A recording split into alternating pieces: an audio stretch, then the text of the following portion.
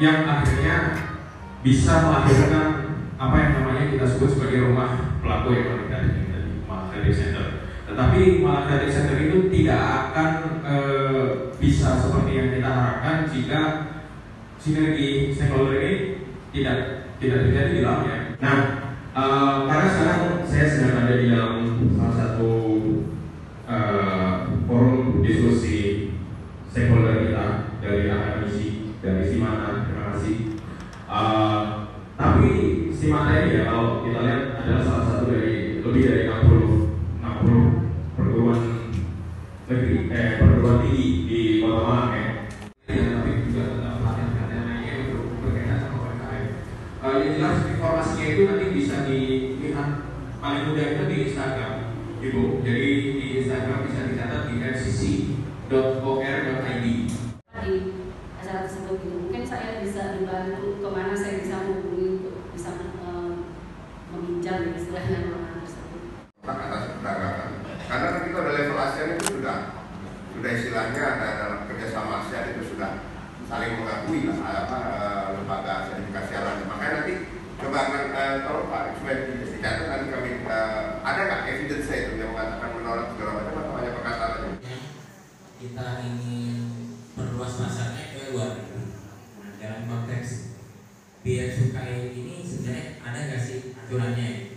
Akhirnya kami nanti begitu mau memperluas produk kita kami supaya bisa dipakai oleh mancanegara itu terkait regulasi itu sebenarnya ada atau tidak karena produknya bukan produk fisik. Assalamualaikum warahmatullahi wabarakatuh. Ya, hari ini Istimata kami mengadakan kegiatan seminar nasional dalam rangka untuk mendorong kemampuan UMKM untuk goes internasional. Dan salah satunya kan ketika kita berbicara tentang internasional ada regulasi-regulasi yang mungkin bagi UMKM di Indonesia ini masih belum terlalu tersampaikan dengan baik. Sehingga kita ingin mendorong, kebetulan Pak Kanwil dari Malang, Pak Kanwil dari Bea Cukai Malang itu bersedia untuk hadir mengisi kegiatan, dan juga kami kehadiran salah satu narasumber lagi dari Kepala MCC Malang, sehingga betul-betul dengan relasi tersebut kita ingin mendorong karena memang kerjasama Istimata dengan UMKM ini sudah terjalin cukup lama gitu. Kita jadi salah satu universitas dengan pengabdian masyarakat dengan kerjasama dengan UMKM ini terbanyak di tahun kemarin saat pandemi.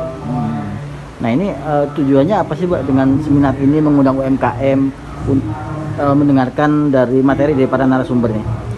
Tentu untuk mendorong mereka untuk menjadi lebih baik lagi gitu ya, karena kalau kita ngomongnya Istimata itu temannya UMKM, kita ingin semangat dari Istimata ini sendiri, kita ingin maju bersama-sama dengan lingkungan sekitar gitu, dengan UMKM maju, pendidikannya maju gitu ya, karena kita sadari sendiri bahwa Indonesia ini kan pendidikannya kurang merata, sehingga di situ kami sebagai lembaga pendidikan merasa penting sekali kita untuk sharing, berbagi dengan rekan-rekan untuk sama-sama maju untuk Indonesia yang lebih baik.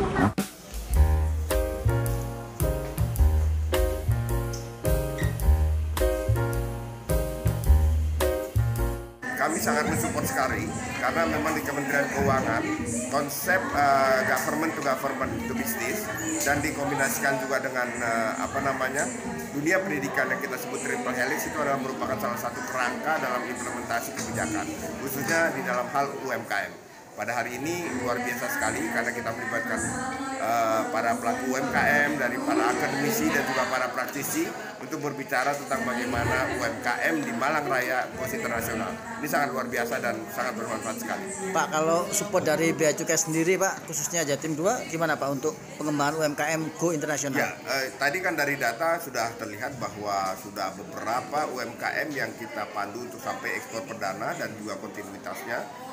Dan itu kita lakukan di setiap kantor Bea Cukai itu ada yang kita sebut dengan cleaning ekspor, di mana cleaning ekspor itu bisa menjadi jembatan untuk terkait dengan regulasi atau hal apapun, dan juga bisa menjadi penghubung ke kementerian lembaga lain, bahkan kita juga di beberapa hal sampai menghubungkan ke luar negeri, ke atas perdagangan dan lain sebagainya.